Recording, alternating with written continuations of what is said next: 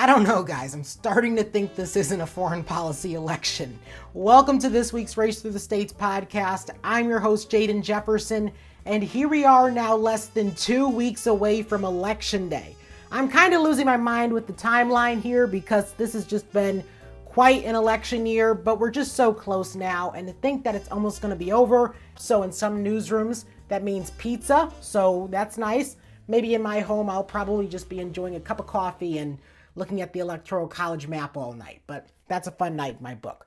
So let's go ahead and talk about this election and the big issues, right? We've talked about the economy, we've talked about reproductive rights, we've talked about immigration, all of those big issues being ones that voters are talking about in their own households and talking about in their heads. But one issue, though, you may not hear a lot of voters talk about unless they're uniquely tuned into what's happening on the global scale: foreign policy. We have a lot of foreign policy issues going on across the globe, but yet a lot of voters aren't taking those into consideration. And it's long been known that that is something that's true about American voters, right? They really care about those pocketbook issues and things that directly affect them, things that they can actually feel the impacts of for themselves. Here in the United States, we're kind of isolated from all those big issues, right? What's happening in the Middle East, what's happening between Russia and Ukraine, those things aren't really things Americans really talk about and are feeling the impact of, but they do matter at the end of the day. We have heard different takes on these foreign policy issues. So kind of starting with what's going on right now with Israel. The United States has always been Israel's ally. That's definitely been the case for decades.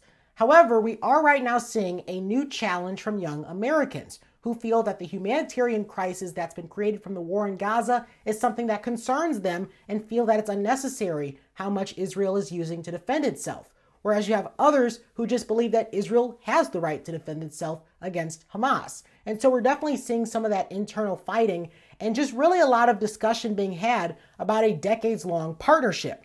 So where have the candidates stood on the issue of Israel and just how much the U.S. supports Israel? Well, President Biden, he's been adamant about the U.S. supporting Israel, while we also have former President Trump, who also has been adamant about supporting Israel.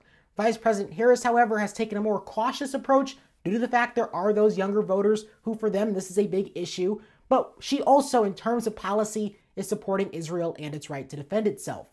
Now, that's something that's really not up for debate. But the conversation about the Netanyahu government and how it's responding to the current turmoil has really been interesting because behind the scenes, the approach is more so, how can this war come to an end as quickly as possible, and is all that we're giving necessary? Whereas publicly, you will see that the U.S. is having a strong pro-Israel stance.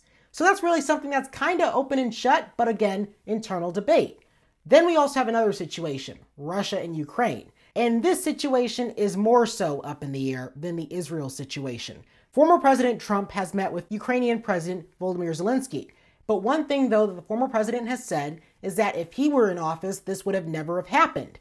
But that's not something we can really measure or confirm because he wasn't in office when Russia invaded Ukraine.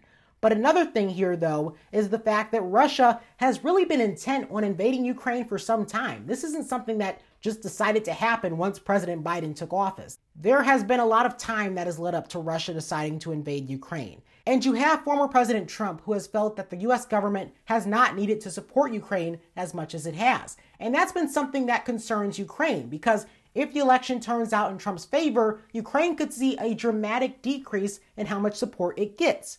And at the same time, though, you're having the U.S. currently giving them a ton of support in this situation.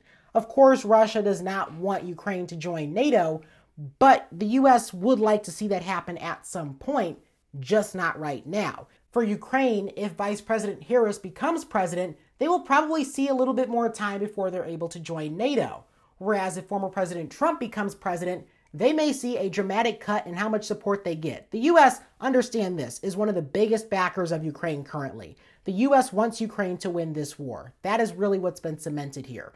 And obviously you have Democrats and Republicans who agree with that. I mean, this isn't really a left or right issue. You have Democrats and Republicans who do not want Russia to win this war. However, where you will see differences is how much support Ukraine gets. That is where Democrats and Republicans are split. And so when we talk about foreign policy, definitely understand that there is a lot at stake in this election. So of course there are issues here at home that people are talking about, as they should. But at the same time, though, Whether it's Israel or Ukraine, there are other situations happening that the U.S. has a role in, and whoever is the winner of this presidential election will have a role in. So definitely keep that in mind. Foreign policy, not the biggest issue for many voters, but most certainly an issue that will be impacted by the decisions of voters. This has been this week's Race Through the States, talking foreign policy, as we are now less than 2 weeks away from Election Day.